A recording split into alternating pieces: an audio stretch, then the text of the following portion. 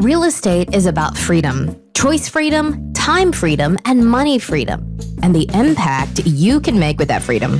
But it doesn't come without cost. Your freedom takes work. That's why Neil Timmins brings together the tools you need to build your real estate legacy, from tips and tricks to interviews with industry titans. It's all here in one place. Real Grit. Let's get to it. What if I told you can make 20 times the return of a single family fix and flip on your next big deal? Well, it's actually possible. It's possible inside the world of commercial real estate. Say, I'm inviting you to this free challenge. It starts August 15th. It's totally free. It's a 5-day challenge where I'm going to take you and deep dive into the world of commercial real estate, more specifically, capital multiplier properties, what that is, how we identify them. I'm going to show you how to identify them, how to evaluate them, and how to lock them up risk-free. I'm going to give you all the paperwork to do it. It's totally free. You can sign up to join us at www.20xprofitchallenge.com/real grit. That's www.20xprofitchallenge.com/real grit. And I'll see you in the challenge. I've got a fun one for you today. Katie Bishop is coming up. We're going to be talking about sales. Who doesn't want to sell more? And how about this? The trust equation. How do we increase our trust, have more material conversations, and move the sales conversation along? Katie Bishop, coming right up. I've got Katie Bishop here with me. Katie, how are you? I'm great, Neil. How are you? I'm good. I'm excited to have you here. This is going to be a fun one because it's unique. You're not in real estate, and I wanted to get you on because of your book, specifically in sales, because you and I agree, sales cuts everywhere. Everybody's in a sales business. Even if you think you're not in sales, you sell. Everybody sells an idea, right? Exactly. So tell me, what was your entry point into, as you defined it, maybe mentally, into sales for you in your career? It was a very circuitous path, Neil.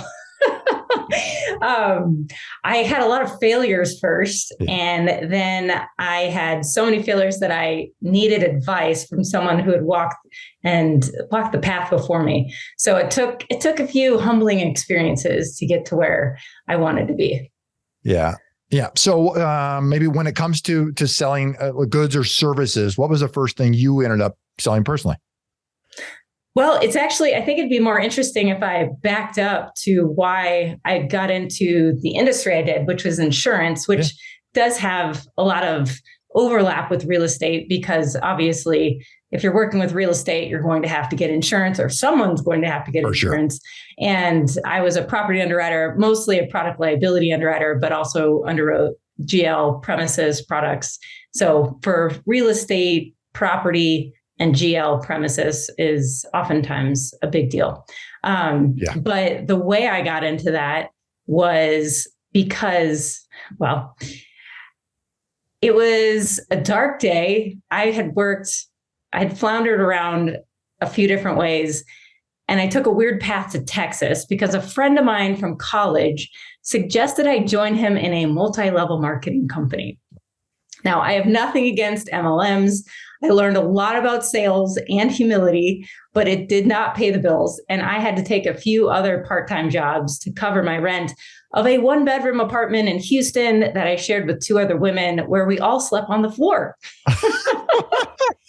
I was not leading a glamorous life, Neil, at all. And my 6th month of working truck stock delivery at 4 a.m. was when I realized that I needed some advice from someone who had some success. And although I wanted to do things on my own without anyone's help, I reached a point where I had been humbled enough to realize that my own intuition was short-sighted, to say the least. So quick background, my dad started as an intern at an insurance brokerage, and he became the president and CEO of that company about a decade later. I've always appreciated my dad's advice, but when reality checked me, I knew I needed to ask him about some opportunities in insurance, because the truck stock delivery was actually pretty dangerous. I almost died a few times. And I didn't know about workers' comp at that point. Anyway, so I said, how's that insurance business going? And he said, Katie, I want you to look around you. Everything you see around you requires insurance, down to the nuts and bolts in your chair. most people don't understand insurance. There's a lot of acronyms and forms to read and understand. So go interview with insurance carriers and take the job where they will train you the best. He said, insurance is a great industry filled with good people, and it's all about building relationships and bringing value to your customers. So that's what I did. I find it interesting that I highly respect the fact that you decided, hey, you know what? Let me go try to figure this out. Let me go to try to do my own thing, right? And often all of us youngsters go out at a young age and going, I can figure this out. Mom and dad, you always hear them chirping in the background like some character like Snoopy, right? The wah, wah, wah, wah, wah. And you just like one in ear, out the other. And then you finally, I had very similar experiences at certain times in my life. You're going, maybe they are a little wiser. Maybe those gray hairs did produce a whole bunch of things to adhere to some of their advice. Yeah, I really had to swallow my pride though, because man, I really wanted to do it on my own. I graduated with an engineering degree, modified with bio and chem. Not because I thought I would make a good engineer, but because I was good at math and I liked solving problems. Yeah. But, oftentimes for me at 3 a.m. when I'm doing problem sets and having those experiences with the projects, I realized that I wasn't cut out to solve anything close to like our recent exciting phenomenon of figuring out like nuclear fission, but problem solvers you can be a problem solver in every different industry. So the problem solving I was getting onto something, but I was in the wrong industry. I think I'm much better with people than I am with problem sets. Yeah. You know what? People, they're highly nuanced, right? There's a whole bunch of things and different people connect with different people in different ways. And your ability to then figure out, from your dad's words, figure out how to add value to people. It lends itself right into sales. You problem solve and add value to people's worlds at the same exact time. Yes. But my first job out of college, I didn't get to tell you about my epic failure there, but on campus, I went to school in Hanover, New Hampshire, and senior year, I was applying for all these jobs. There were interviews on campus, and I was not getting any of them. I mean, I had a 3.2 GPA, but recruiters were looking for the best and the brightest. And although I was happy with my 3.2, they were looking for 4.0 geniuses, of which I was not. So I was getting really stressed out, and my job applications were going nowhere. And I was spending so much time researching companies and writing cover letters. But I did have one great aha moment when an alumni friend came back to visit, and he said, I wish I worked with people I liked. And I thought, yeah, that would be really great. How do I make that happen? And I had this moment of epiphany, and I was like, I just need to get an email out to a bunch of friends who were older than me, graduated before me. And I asked them 3 questions. I said, where are you working now? Do you love what you're doing? And can I apply to work for your company? And Neil, I sent it to probably over 50 people, and only 5 responded, which, I guess 10% is all right. 4 told me that I hate what I'm doing. You should just stay in school. And then 1 person responded with, I love what I'm doing. And yes, send me your resume and I'm going to hand it to my CEO. So I sent my resume, and a week later, I took a bus to Boston to interview, and I got the job. And the job, it sounded awesome, and it was awesome until I started working. This was a tech company that did web apps for healthcare, and my title was project manager of 2 main teams that I worked with, and then a design team as well. The design team was a bunch of really hip dudes from all over the world who introduced me to their cool music, and they taught me a lot. The first programming team, though, was a group of 8 Russian guys who did not speak much English and didn't seem like they liked women. So at least they didn't like me or any of the other women I was working with. Yeah. So I wasn't sure if that was just the language barrier or whatever, but it was super awkward trying to figure out what they were doing and where they were on the project, because my job was to do exactly that. I was supposed to report every morning at 8 a.m. on the progress of each project. So that was a struggle with the Russian team who didn't like me. Thankfully, the second team was smaller. I had Steve from South Africa and Carlos from Colombia, and these guys were amazing. But I did struggle because although I did study engineering, it wasn't computer engineering, and I didn't know how to code. So I had trouble explaining what they were doing to the CEO every morning. And I thought I was terrible at my job and that I added very little value. About 5 months in, though, Steve pulled me aside and he said, Katie, do you know why your job is important? And I was like, Steve, no, I have no idea. Please tell me. And he said, your job is important because I don't want to go to the meetings that you have to go to. I want you to explain what we're doing so that I can stay and work on the things I like doing, which is programming. And I think that's important to tell you because oftentimes we don't know to ask the questions of, what kind of value do I add to you? It's an awkward question, but Steve had, he'd been there for years. He'd been in a role, a programming role many times and had project managers, and he knew exactly what to say to me to help me to do my job better. And that stayed with me and obviously stays with me today. But I think that really keyed in for me, like understanding my value. I don't have to be a coder. I don't have to know all the details of certain things, but I do have to know enough to do my job and add the value, but I have to know what that value is. So I tell you that story to tell you we need to really understand what value we bring. And it could just be, hey, go to the meetings so that I don't have to. He had been to those meetings. He hated them. They were painful. So I was allowing him to do something he liked and be productive while I sat in those really long meetings and was grilled. It was really uncomfortable, but at least I knew what I was bringing to the table. Yeah, you knew what you're bringing to the table. So let's draw a parallel relative to a salesperson in any industry. How does that person identify through a conversation, a sales conversation, let's call it, what value they add to their prospect?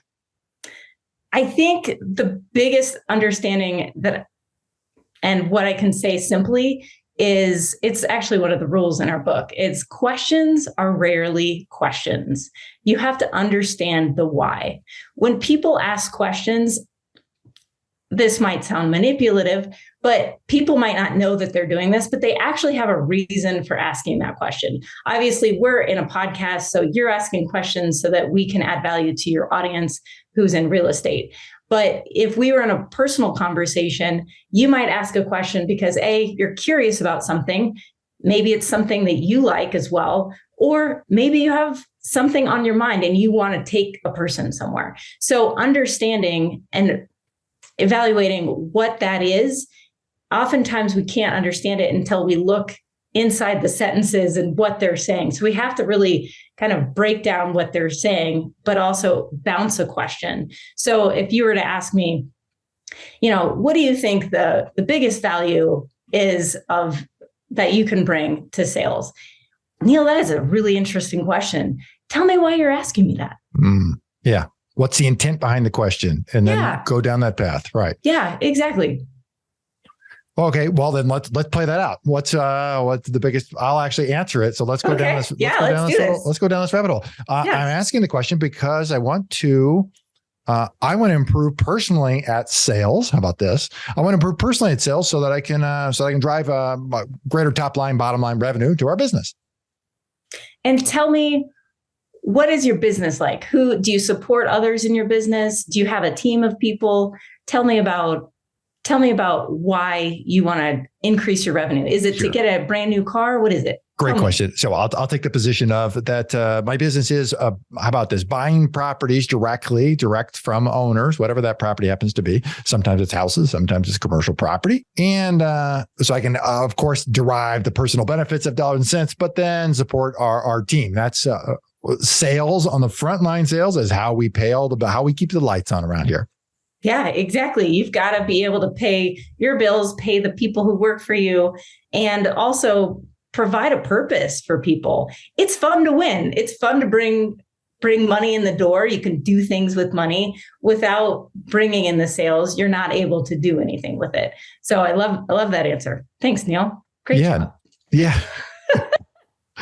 I love your ability to then redirect, right? Those who control the questions, control the conversation. Fair to say. Yes. Yeah. But there's a big but here. Good. Oftentimes, so whenever I have a meeting and go into a corporate meeting, someone's got to have an agenda. If it's my meeting, I will set the agenda, but I'm going to email it to my client first. And I'm going to give control over to the client.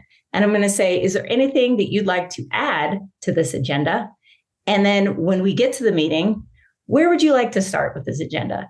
Typically, people will start from the top, but it's important to give the control to your client because people are told what to do all day long. And when you take control away from someone, they'll respond with a little fear. They want to take some control back. So if you give them the control, it's just a little bit of control, but they're going to feel a lot more at peace. So it's not just about controlling the situation or the conversation. It's really about giving the control back. You want to think through what it is that you want to bring and the information that you want to get from another person, but you want them to be able to direct where you want to go with it. Because you're going to end up getting all the information you want. You know what you want, but you don't know what they want yet. And so by giving the control over to the other person, you're going to start to uncover what it is that they want.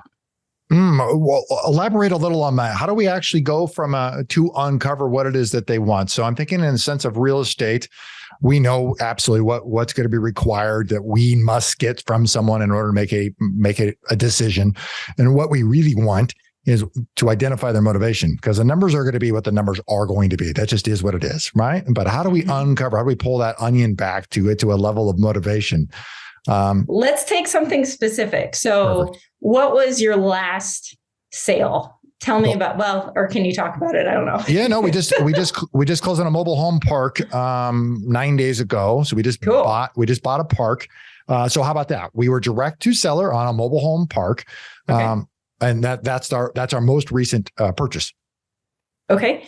And so who was your customer? Was it the mobile park? We'll owned it before? Yep. We'll call that the customer, right? That's the person we interacted with to be able to transact, right? The owner, a retired coach who owned multiple mobile home parks and was down to his last one. Time to sell this, get it off his books, sail into retirement. A lot of people often do this. They think they get into real estate for passive income. Mobile home parks, for him, it became at the end of the day, it just became too much, and was at a point where he was going, I just want to be done. Okay. So you obviously uncovered all of that in either research or you were talking with him and that came out in those conversations. Is that right? Correct. Yeah. Over a period of time. Yes. Yeah. So, and that I think is really key.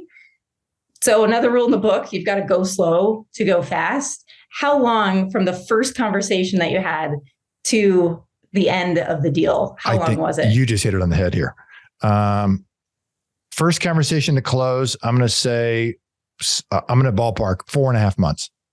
That's actually pretty fast. In my business, it typically takes about 2 years to close the deal from the time that you actually have the prospect to actually getting them to move carriers. Yep. So 4 months is a pretty quick time. But I think a lot of people, especially maybe in real estate, maybe I'm making an assumption here, think that it's going to be an overnight success. But Neil, obviously you've been in sales, you've been doing this for a while, so you know this intuitively. You know that you've got to go slow to go fast. You want to build trust with your client. And to do that, you've got to start uncovering, but you don't do it all at once. Typically, it takes a number of meetings to really understand, why do you want to sell this? Well, because it's taking too much time. Okay, tell me about that. Tell me about that kind of pain. Like, how can I help solve that pain? And then you start to uncover through those questions. And typically, people want to talk. And if you can ask the right question and they start to trust you, they're just going to let it all out. And so that's why you've got such a great story. You know all the details of why you wanted to sell. You knew what his motivation was. You're exactly right. And I'm thinking back to this one. It felt like it took a long time from our standpoint. So it took a lot of conversations to get to the point where we're finally like, okay, now we've got something. We had a meeting of the minds, right? There was an agreement there, but it took a period of time to uncover exactly what you just said, uncover that motivation. And those conversations ultimately allowed us to build that trust factor. Right. Trust is a giant component as it relates to selling, right? To get somebody to open up, to get somebody to share. Talk to me a little about trust, the ability to build trust with people. So after writing this book, and I actually wrote it after my second son was born, I stayed home for a period of time. And my dad, during that time, he had given talks with hundreds of young business people and developed this curriculum. And I didn't even know about it. I'm his daughter, but I didn't know about it until someone emailed me and said, "Hey, Katie, what can I get for your dad to say thank you for helping me with my sales?" And I said, "What do you mean?" He said, "Well, he gave me this curriculum over a period of months. We sat and had coffee and he told me all about his curriculum." And so I, of course, called my dad and I was like, "What's this curriculum?" And so we started to uncover what he was teaching people. And I started to write this book during my kids' nap times, which were few and unpredictable. And that's why it took me about 5 years to write the book. But after I wrote the book and I read it and reread it through the editing, I realized it really does just boil down to trust. And we didn't explicitly say this in the book, but it's threaded throughout the entire book. And after I wrote the book, I took a deep dive on trust. And I said, what is trust? We throw trust around a word that we use every day, but what is trust made of? And so I found it was called a trust equation online. I didn't create it. Some business consultants created it. They actually, the source of it was this book called The Trust Equation. I do not recommend you reading that book. It was super boring and it didn't actually have a trust equation in there. So I'm not exactly sure who the source is on this, but the trust equation is trust equals integrity divided by self-interest. And I was like, okay, that sounds interesting. But what's integrity? Integrity is another kind of nebulous word, yes, right? Is. Yes. So I looked at all these different definitions of integrity, and I liked Wikipedia's best, honestly. And what Wikipedia did was it broke it down into 3 components: honesty, consistency, and your actions towards others. So honesty, are you being honest about what you're saying? And how credible are you in a particular situation? Consistency, can people rely on you to do what you say you're going to do? And then actions towards others. How do you act towards others? Do you encourage and lift up, or do you cut down and criticize? So those 3 components, we all understand, honesty, consistency, and actions towards others. Mm-hmm. That is tangible. And then divide that by self-interest. How much of this relationship is all about me? Or does it also benefit you? So I really like that. Trust equals honesty plus consistency plus your actions divided by self-interest. And we can use this in every single relationship. And I talk to high school students, and then I also talk to corporate execs, and I speak to a lot of people, and I have them go through the exercise of, think about your relationships, your family, your friends. For students, it's your school, extracurriculars, and then this 5th one, outside of all the above. Think about, who do you trust in those 5 areas? And then I have them write it all down as fast as they can. And then I said, who trusts you in those situations? And I think that's a really good exercise, because oftentimes we're thinking about who we trust, but we don't think about who trusts us and what it takes to develop trust. So then I tell them about the trust equation, and I have them think about how honest they are, consistent, and what are their actions like towards others. When doing that exercise, what do you think the likelihood of those that we write down, name someone else, would also put us down? Is it a reflection of us, is what I'm wondering? I think it is. Yeah. Absolutely it is. And I think that's what we need to think about. Because if we do trust others, I should hope that they trust us as well. Because if we're investing in others honestly, consistently, and we've got solid actions towards them, then it should go both ways. When I think about, I can't remember where I came up with this. I didn't come up with it. Somebody else did. And it was like, hey, what is it about us, in a relationship that makes us friends? So the question becomes, what is it that makes me special? That's the intent of this question. That's what one's trying to get to. And so oftentimes, the exercise is asking someone else, what is it that makes us friends? And then, get after that uncomfortable answer, right? Because it's a really weird question. You go deeper. No, like really, what is it about me? What is it about us that allows us to be friends? And oftentimes, whatever it is that they say, it's oftentimes a reflection of themselves, right? What they see this in, this within you. And that's where my mind goes is to, I can think about, I can name 4 or 5 people right off the man I know I trust, right? And they certainly, I would hope, right, that we're at the highest level of the list. And oftentimes those in my mind, they're your closest friends, the people closest to you in your life. Mm-hmm. And it's also important, though, to have that 5th category. And that's typically oftentimes in your work. Mm-hmm. So how are you developing trust with those you work with? Clients, but also your coworkers. Because what I've found in corporate America is that we do so much better as a team. And if we're pitted against each other, we actually subtract from one another. Correct. But when we can bring others onto our team to help us land a client, we can bring in an expert from here, an expert from there, because we don't have strengths in all areas. We need to bring someone in where we're weak. And so we've got to have trust with our colleagues to be able to work together for the same purpose and land the client together. We have to be aligned in our purpose. There's synergies there. The ability to Totally. 1 + 1 = 3, to pull that into a team to get something over that hump.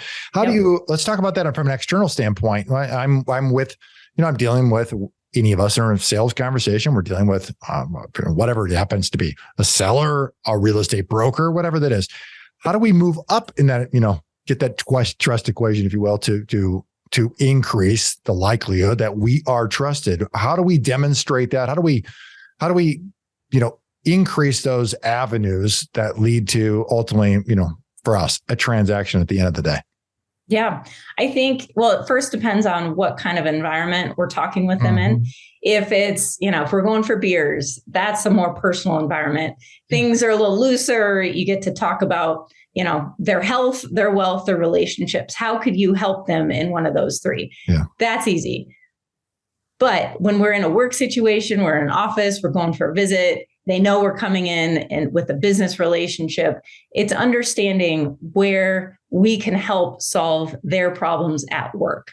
It's understanding, what takes you the most time and what do you really not like doing? Is there something that I can do to make your life easier?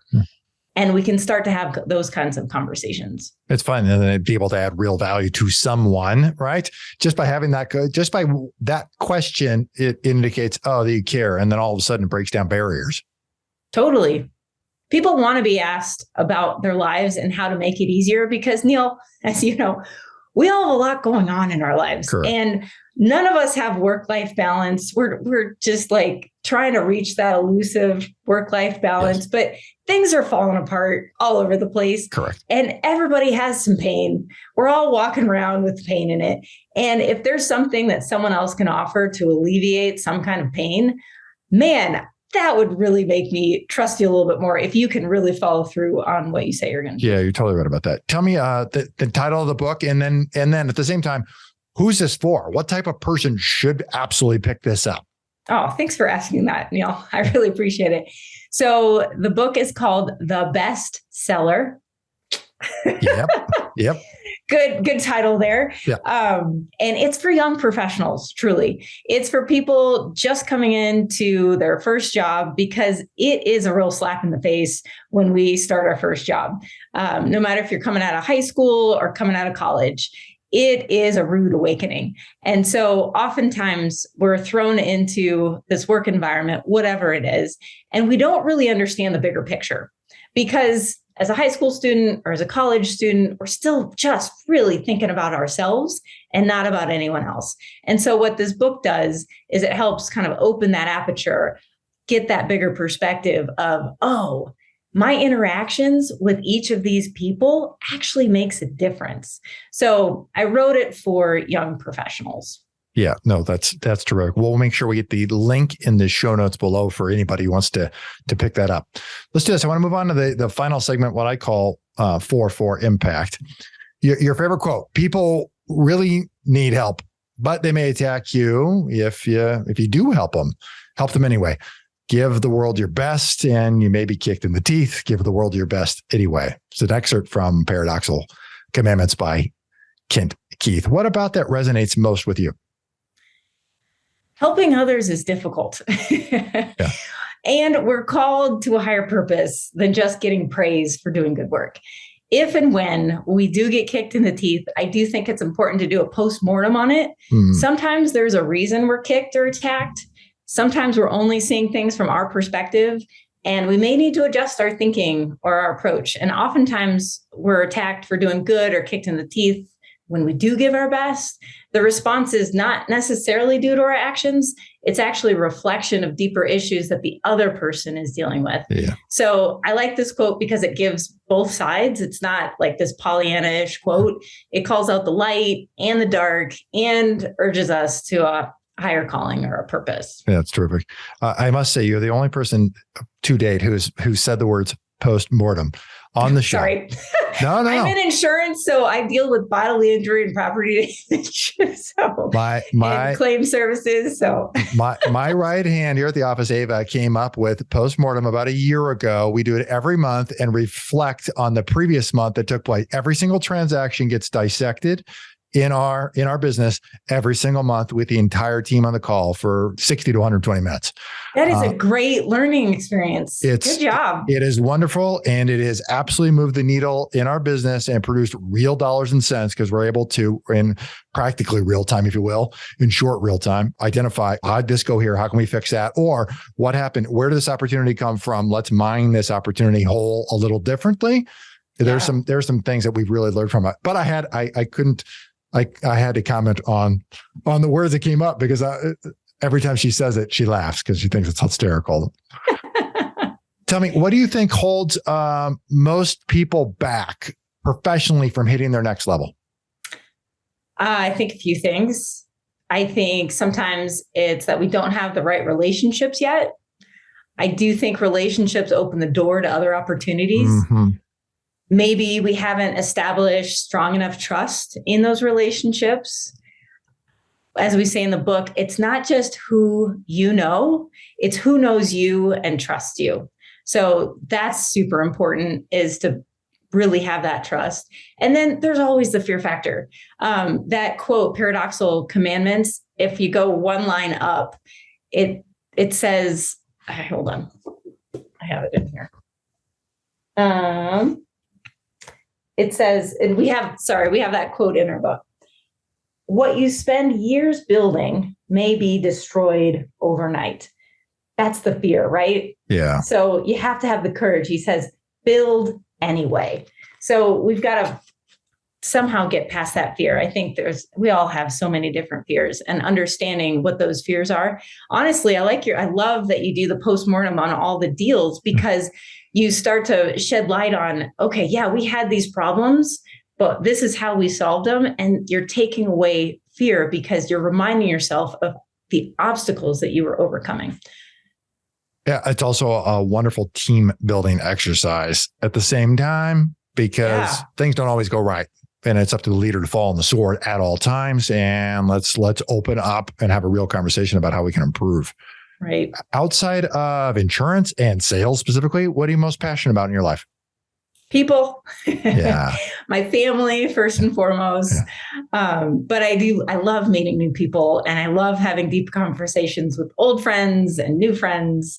I love figuring out what makes people tick and what makes them really come alive.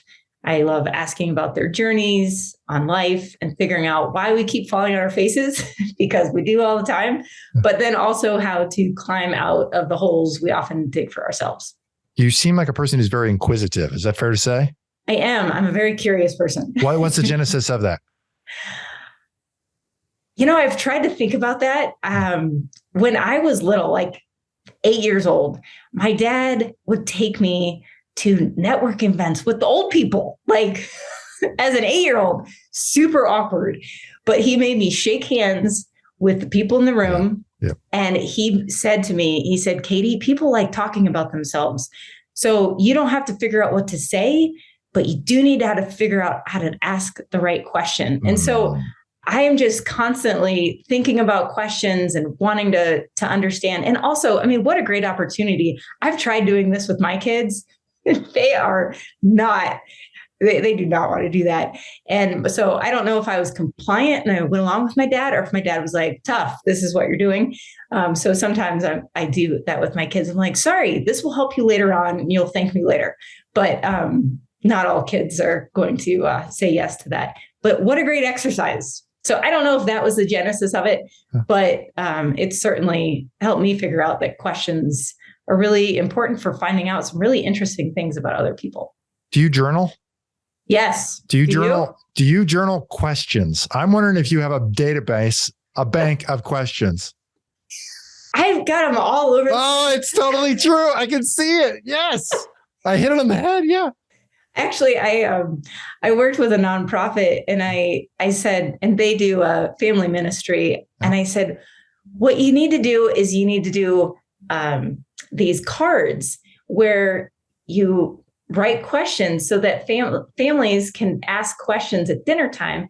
Because when you've got little kids, oh man, dinner time, I know it's super important. And we had dinner with each other 4 out of the 7 nights a week, even when both my husband and I were working. And it's a mess at the dinner table. But if you can get one question and get the kids to answer those questions, you get a little bit of meaning out of it and it's all worth it. So I had them put together some cards and they ended up selling that as a product.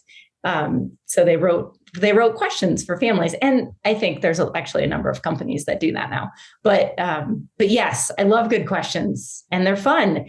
And most people, whenever I put on a networking event, people hate it. They say they hate it, but they actually love it. They actually, yeah.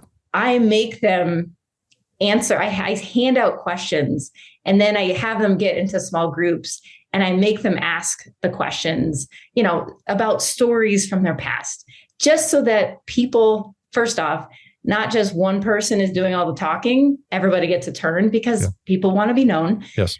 But also because it's interesting. It makes the conversation so much more interesting than if, let's talk about the weather, whatever. So yes, I do come armed with questions. What's your favorite way to make an impact in the community? I like working with students. I do give talks. I've been giving talks to high schoolers recently. I coach middle school track right now, and I volunteer with the under-resourced, so homeless or those who are almost homeless. And it is an absolute joy to get to know those clients and maybe help them. They've had a tough road. Something happened. They went down the wrong path, but you know what? They want to get help. They're ready to change, and to be able to walk with someone like that and encourage them, it makes me feel great and it helps them. So it's a real win-win. The other side of questions, that often directs and controls a conversation in many cases. At the other side of it is it doesn't communicate anything. Do you think storytelling and wrapping information through stories is important? Oh yeah. Is that a proper piece of communication absolutely. that you work on when it comes to selling? Yes, but I think the type of story is important. If it's too canned, people know it. Yeah. Right. But if you can talk about a little bit of failure, find a little humility in it, and laugh at yourself, people appreciate it. Does when you're selling in your profession, do you wrap that in your presentations? Does that help convey, help stick, help move sales conversations further along?